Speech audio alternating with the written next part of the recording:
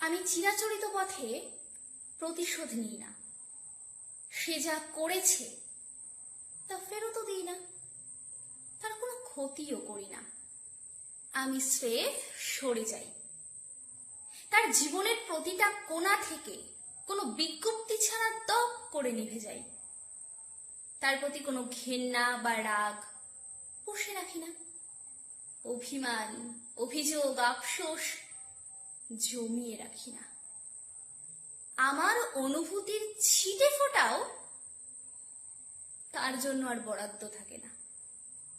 আমি শুধু তাকে ক্ষমা করে দিই এবং তারপর এমনভাবে তাকে মুছে ফেলি নিজের জীবন থেকে যেন আমাদের আলাপই হয়নি কোনোদিন।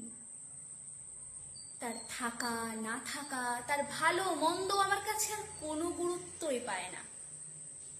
সে আমার জীবনে এমন একজন মানুষে পরিণত হয় যার মুখটা আমি চিনি, কিন্তু আর কোনোদিন দেখতে চাই না।